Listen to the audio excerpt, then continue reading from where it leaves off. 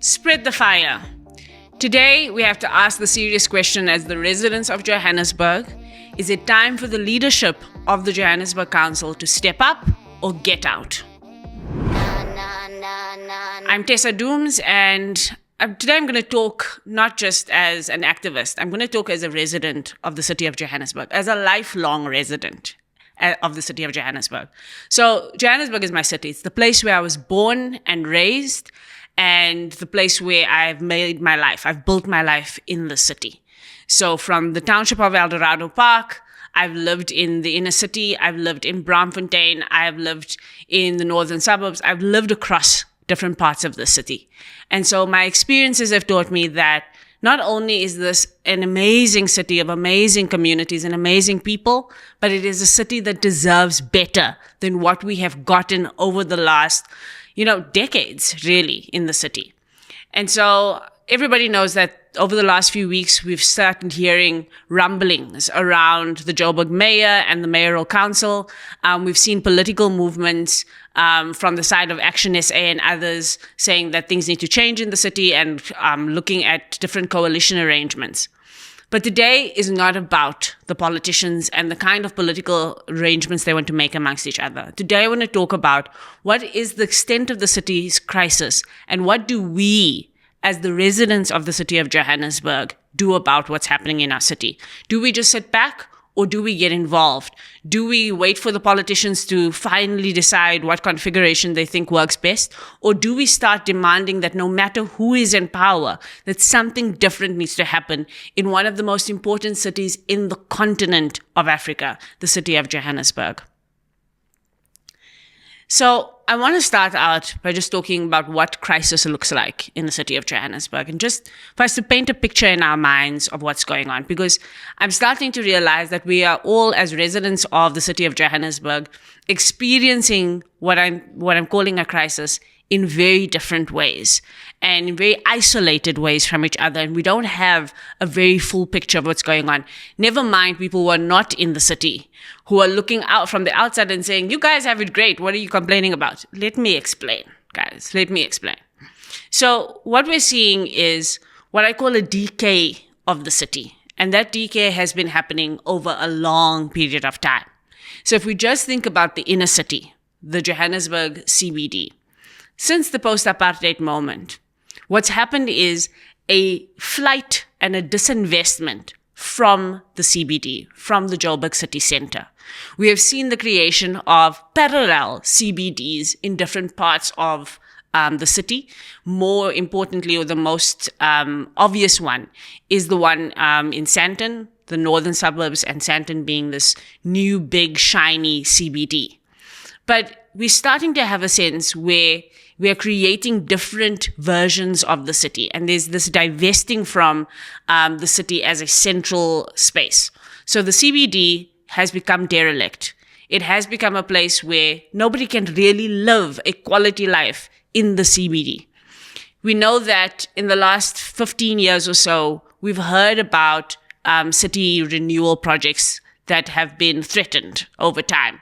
I think in 2016, the mayor of Joburg at the time, Herman Mashaba, that for him was his big passion, the thing that got many people excited to vote for the DA at that time that he was leading in the city, but for other parties other than the ANC who had dominated leading the city, because there was a sense that the city needed to take a leap forward, that we needed to actually get particularly areas like the CBD fixed, but that we also needed to deal with the growing number of people who are calling Johannesburg home. We are an urbanizing country. We are an urbanizing population. And so Johannesburg is increasingly growing, and it's increasingly becoming a place where people are settling for economic opportunities, but are not finding a city that is meeting those demands. So besides the flight and the disinvestment, both in terms of businesses in the CBD and in terms of ratepayers, we have the crisis around derelict or hijacked buildings in the city. All of that aside, we also then just have this growing city, growing in terms of informal settlements. I mean, I lived and grew up in Eldorado Park, and I watched how informal settlements have sprawled out around those areas. And rightfully so. That's what happens as your population grows, as economic contestation and opportunities grow. You have more people. As families grow and develop over time, you have young people who are moving out. Where are they moving to? In a city that has not had a proper housing plan since apartheid. Really, the RTP plan that was initiated in the early years of our democratic era has fallen apart. And particularly in a city like ours, we needed the RTP to work in terms of the housing projects that it set out for itself. But it has failed. It has chronically failed. We have not been able to keep up with the demands for housing in the city, and it has started to cause a part of the crisis that we are seeing today. And so we have a growing city, but we have growing areas that are underserviced, growing areas that are land occupied. And you might say, well, how can you deny people occupying land? I'm actually not denying people occupying land. I'm asking, why has the city not planned well enough to take mostly state land in the city and make sure that it is ready to be occupied by its citizens? Make sure that there are developments on there. All across the south of Joburg, from Eldorado Park all the way down to Finetown, you are seeing growing and explosions of informal settlements where people are having to make their own way in creating communities because we have a city and a government that has not responded to the crisis, has not responded to the housing crisis and the services crisis that is hitting our city because we just have not strategically planned for where we are today, never mind where the city of Joburg will be in the future. And so we have a growing city, but we have less and less vision, less and less services, and less functionality. Now, let's try and pick apart what that looks like in real terms. Kliptown is one of the communities that really is the epitome for me of the kind of crisis we're experiencing in Joburg. Kliptown is famous for the Freedom Charter. Those, principles of the Freedom Charter are about a basic dignity, basic human rights, basic services for all people. Yet the community of Kliptown has never been able to get satisfactory service no matter which government has been in place. In 30 years, we have seen the community of Kliptown not be able to access housing. Housing projects that are created on the periphery of Kliptown that the residents of Kliptown have not been able to access. We have seen the residents of Kliptown ask for plans around a relocation or for an upgrade of that space. Yet, to this day, Kliptown residents don't have water, don't have electricity, don't have roads, and more recently, don't even have spaces, public spaces, where they can either do sporting activities. There's a decrease in that due to demarcations, and there's also a decrease in spaces for economic activity. In fact, the Walter Sisulu Square, which is the Kliptown Square, is now demarcated into Pimville. And so you have this underserviced community that is supposed to be the pinnacle of where our democracy gets its principles from, that is underserviced no matter which government has been in charge for the last 30 years. That is an indictment to all of us.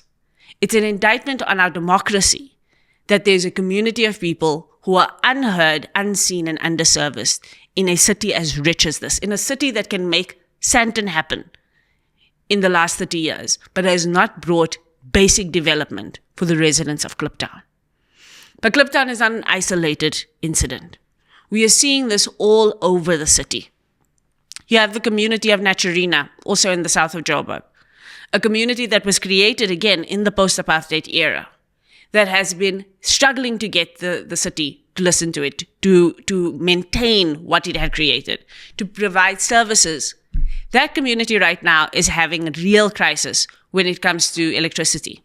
The load reduction schedules and, the load shedding issue in South Africa is the biggest joke for the residents of Johannesburg. As the residents of Johannesburg, every time the Minister of Electricity and Energy says we don't have load shedding, we giggle because we know that that's just a play on words. We are experiencing load reduction in the city of Johannesburg. And the people in Eldorado Park, the people in Naturina have been going to City Power trying to get answers as to why they're experiencing high levels of load reduction, days and days, if not weeks, without electricity, or with disrupted electricity supply, without any sense of when that will end, why it is happening, and how it will get resolved. You have in both of those communities, communities that are actually lined up and willing to take legal action. That's how frustrated they are in a community like Naturena. Then we can move to the inner city, the community of Yeoville and Berea. Community of people, many of them who've lived there for decades. Many of them who lived there before the end of apartheid, finding that they have houses and properties that are not being valued because the surrounding areas are not being maintained. The surrounding areas are not being developed. The surrounding areas have no services. The number of buildings in the Yeoville and Berea area that are in disrepair is beyond count.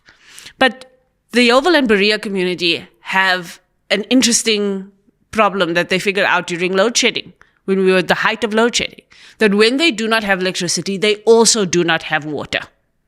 So every time they don't have electricity, it is compounded by the fact that the electricity is what pumps their water supply, because the water infrastructure that was created there was created before 1994 and was not created for a situation like the one that we have today, where we have these limited supplies in electricity. And so the infrastructure is old for an older time and a different set of problems. And that's a basic problem throughout the city of Joburg. An aging infrastructure that has not been maintained and no development that has been done to actually fix that aging infrastructure.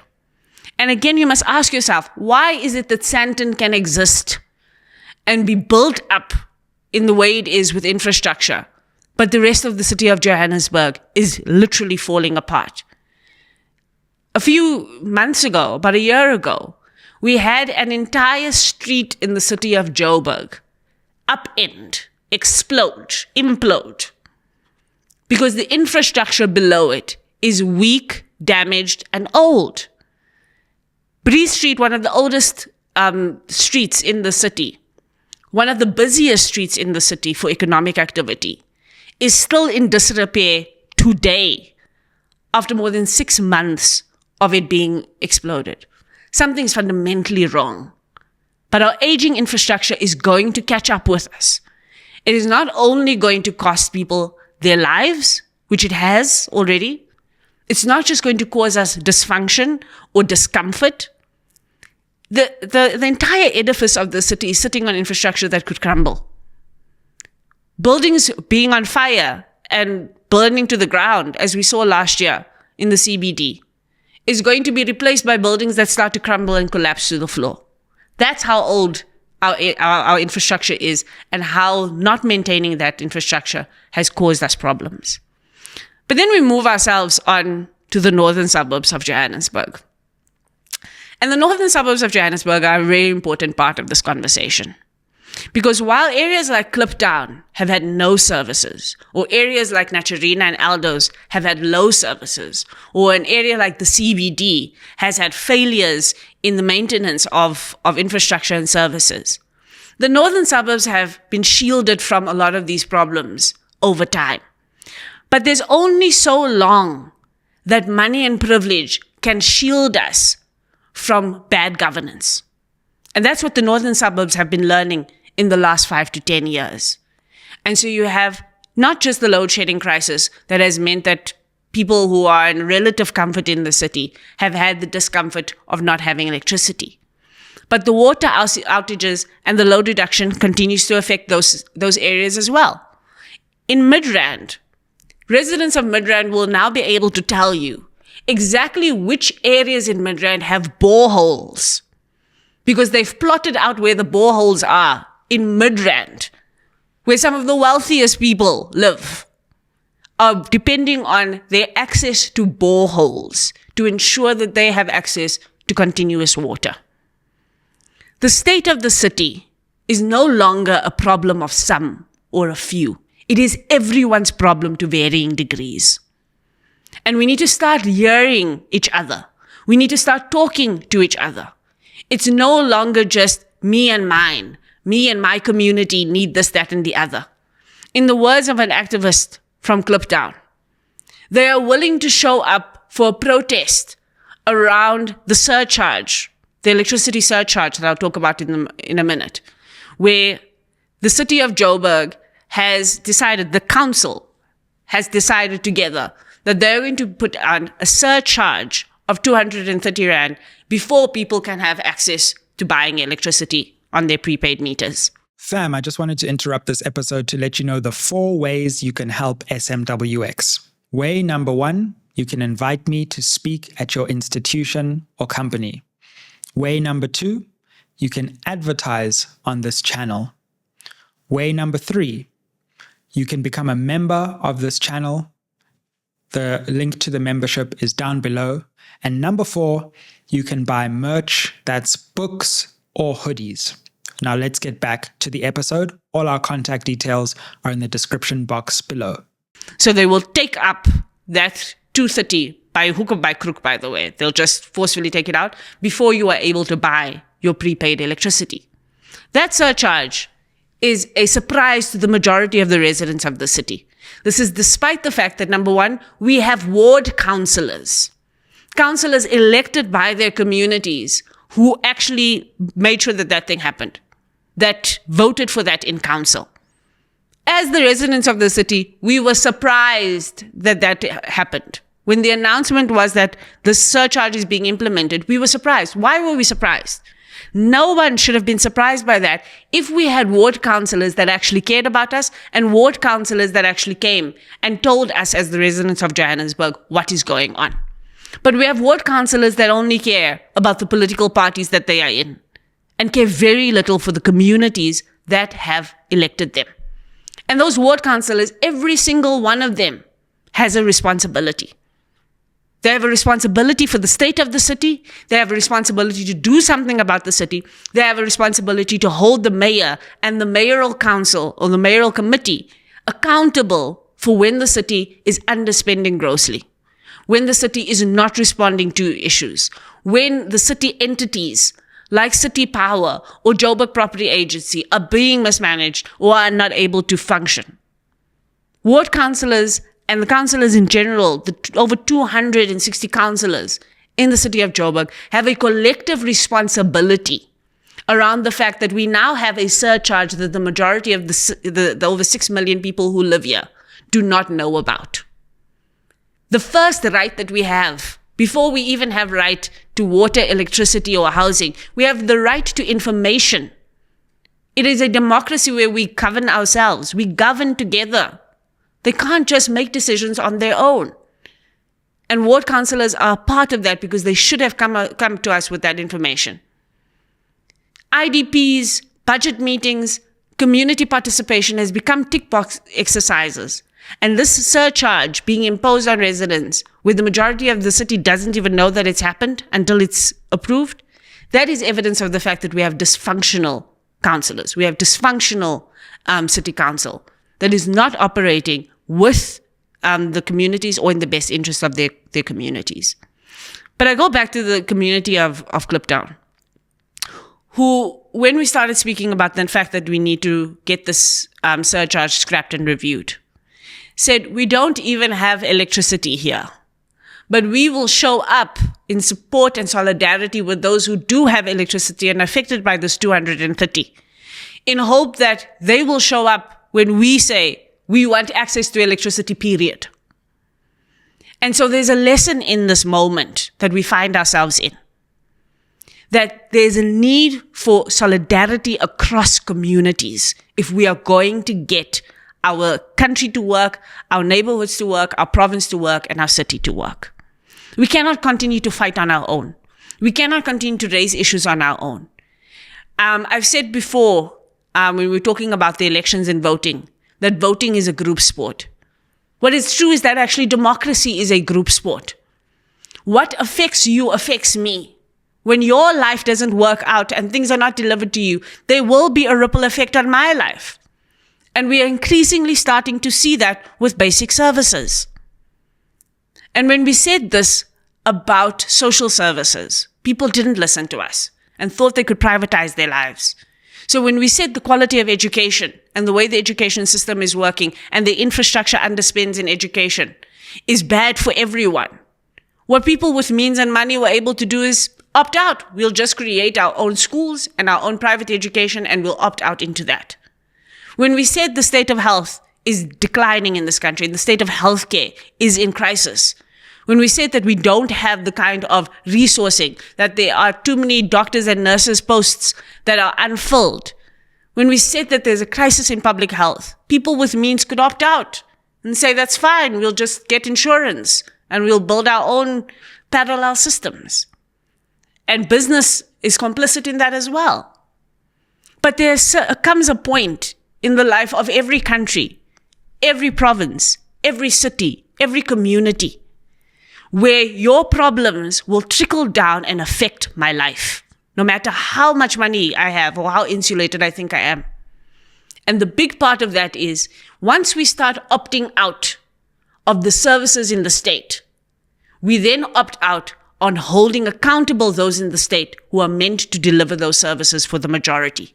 And that produces a crisis, a political crisis of an unaccountable leadership, unaccountable politicians, unaccountable public representatives. And it starts off with unaccountable ministers that don't have KPIs and don't get fired when they do wrong by the president.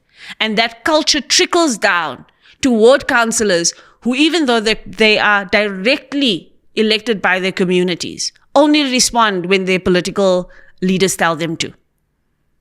And we're going to get into what the consequences of that is and why there is a call now for the Joburg Mayor Gwamanda, to step down.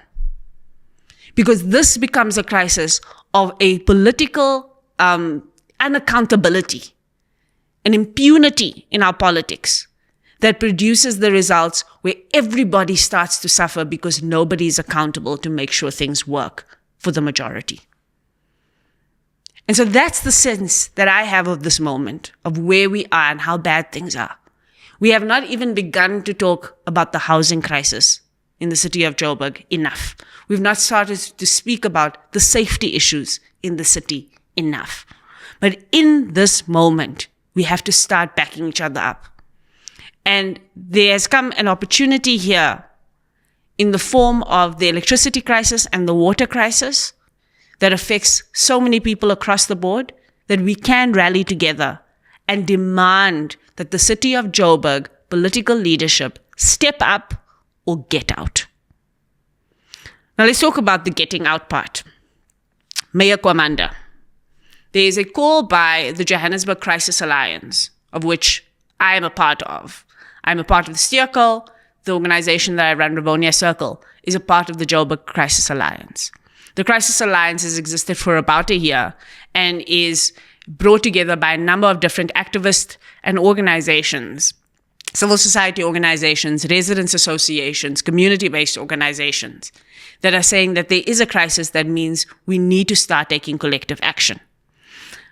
But the call for Mayor Gwamanda to resign can easily be misconstrued as being about Mayor Gwamanda.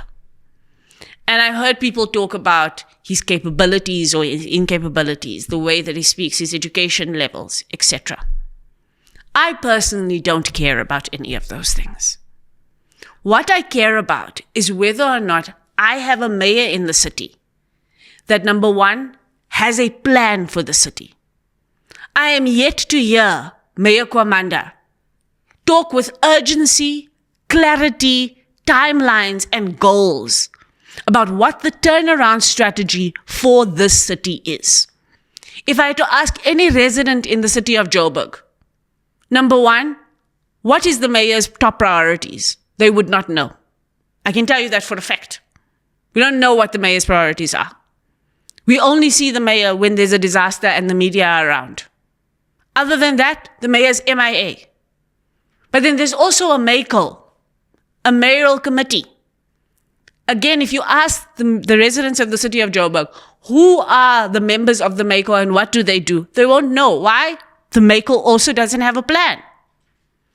And the mayor and the mayoral committee are a result of a coalition government that has come together. And it's really important that there is a need for what the ANC, to use ANC language, what the ANC calls collective responsibility for the failures of this particular executive. And it is incumbent on all of the parties that make up that mayoral committee and make up that coalition to take collective responsibilities where there are failures. It's nice to take collective responsibility when there are successes. When once in a while, a housing project somewhere opens up with 50 units and we're all supposed to just celebrate and be jubilant. But it is very difficult for those councillors that make up that mayoral committee and those political parties to step up and take responsibility collectively when there's a failure. Mayor Gwamanda did not put himself as mayor. The MACO did not make themselves into the MMCs. That is a decision of political parties that must take responsibility for that, but also a result of a council that voted. And so I want every councillor in the city of Joburg to explain to us, number one, why they elected the mayor that they did, and number two, how they have held that mayor accountable in the last 2 years. That's the question. And if that mayor has not been held accountable by that council, then the council is failing. The council is ultimately responsible for what happens in this city. The mayor has the top accountability. And so political problems require political solutions and political consequences. And so we can see that things are not working. Somebody needs to account for that. Somebody needs to give an account and tell us why it's not working, where it's not working, and importantly, what they intend to do with the power that they are given as elected officials, as a mayor, to fix it. If Mayor Gwamanda could step up and do that, then I wouldn't call for Mayor Gwamanda to go. I would just hold him accountable to whatever it is that he says he's going to do. But we have not seen that from Mayor Gwamanda. I cannot hold Mayor Gwamanda accountable to anything at this point because he's not actually put on a plan that we can hold them accountable to. And that's why, again, the call is to step up or get out. The first call is to step up. But the second part of it is that no matter who fills that office, no matter who is put there, no matter what political arrangement follows the one that we have now, the accountability crisis does not go away. The dysfunction does not go away. Because we as residents need to start taking up our space in the co-governance of this city. And so there's a call to action for us to come together and to hold our leaders and hold our public representatives accountable. That's what this moment is about. It's not about one person. It's not about whether Gwamanda has a degree or not. It's about whether or not we have a political leadership, public representatives, and management and administration in the city that is functional. Now, you might say to me, well, maybe the problem here is not the politicians. Maybe the politicians are suffering under bad managers, bad functionaries, bad bureaucrats. I don't get to hire or fire the bureaucrats. As a resident, I don't have a say on who runs the Joburg Property Company or Joshco or City Power. I don't have a say in any of that. But the people who I have sent into council are my political advocates. I have hired them to go in and make sure that the administration works. So when they don't hold accountable people who are allowing rampant corruption in the housing sector, they must be then held accountable for not doing that work. I can't go and hold those people accountable who are sitting there in the management offices. That's not my job. It is the job of the political activists who I've sent in. And yes, that's what city councillors are. That's what ward councillors are. That's what PR councillors are. That's what a mayor is. That's what a MACO is. They are first and foremost activists that work for us to make sure that the government system works and functions for us, delivers for us. And so if at minimum they did their job of exposing where the problems in the system are, of coming up with a plan of action to fix it, of holding accountable all the managers and all the bureaucrats and everybody who's supposed to be doing their job and may not be doing it. If that's all that they do, then they're already one step ahead of where we have been. But what we have seen is people who just take up these responsibilities without accountability. And that is unacceptable. It cannot be that we have more bureaucrats that lose their jobs in the middle of political scandals and scandals of service delivery than we do have politicians. We must make sure that the politicians are as responsible for how the city functions and performs as the bureaucrats are. And in fact, in the city of Joburg, we've got both problems because we have not seen a real accountability of either the bureaucracy or of the politicians. And so there's a call to action here. A call to action that says we cannot continue this way. We cannot continue in a city that is not listening to us, is unresponsive, that is not functioning, and where people are literally losing their lives because things do not work. One of the things that the COVID era taught me, more than anything, was that governance is a matter of life and death.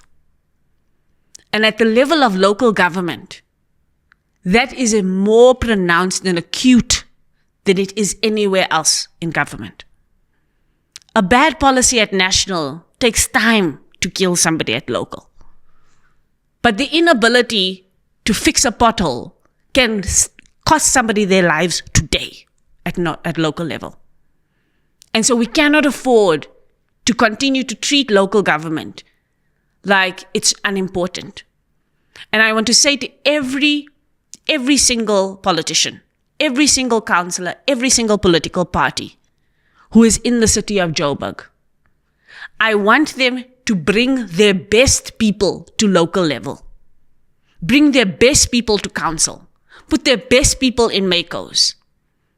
Don't reserve the best of your people for national.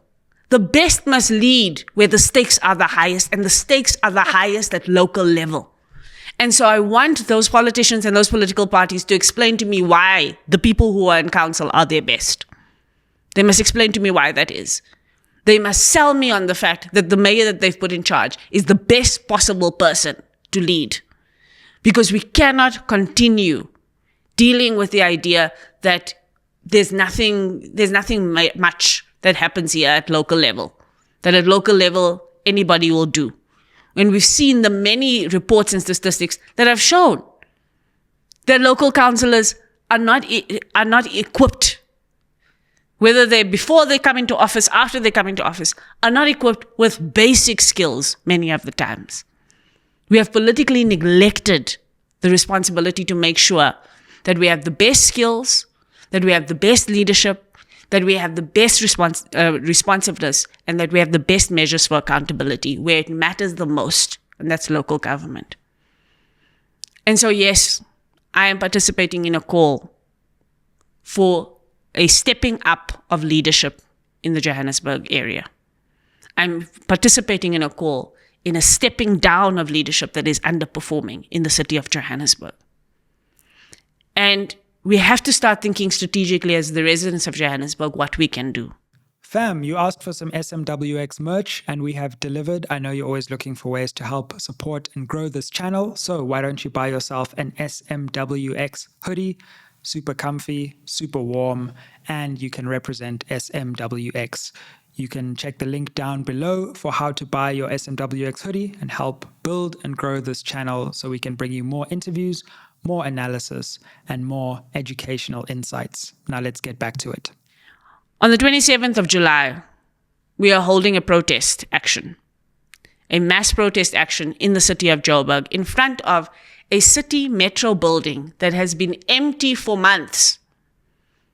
All the people who work in the city headquarters have been working from home for months because the building is in such a bad state that they cannot work in the metro building. But we're going to stand in front of that metro building and we call on the mayor, who has told his political counterparts in their efforts to remove him that he's not going anywhere. But he's not accountable to them only. He is accountable to us as the residents. And so I challenge Mayor Gwamanda, if he wants to convince us that he can step up in this moment to meet us at the Metro Center, to meet us at those council chambers, to meet us and convince us that he has what it takes to lead this city. Maybe he can convince us on Saturday that we should actually support him and make sure he doesn't get ousted next week or whenever the politicians want to play their political games. But if he believes in his ability to lead the city, he must show up to the residents of the city on Saturday, face us and tell us why he should lead.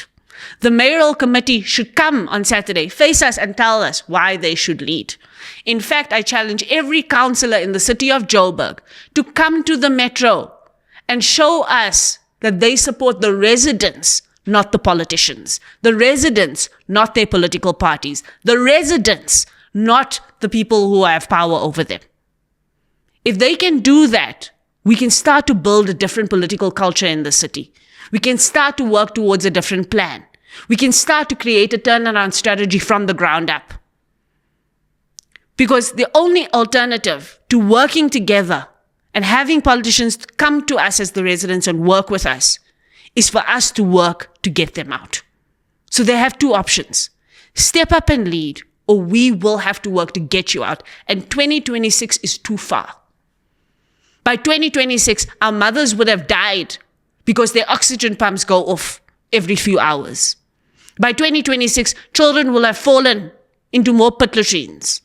By 2026, we will have far more road accidents that will take people's lives because we don't have proper roads. So 2026 is too far. The truth is that around this country, people are starting to ask for more from their city councils, and Joburg is no different. There are mechanisms in place, legal mechanisms, constitutional mechanisms, to dissolve a dysfunctional city council if it refuses to work. And so the city council must not think that it is above a political consequence of being taken out through legal constitutional means before 2026.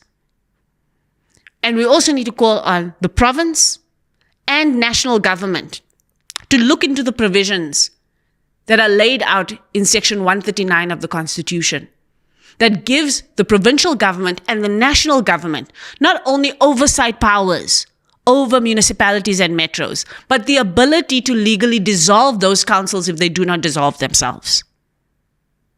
And so we need political consequences.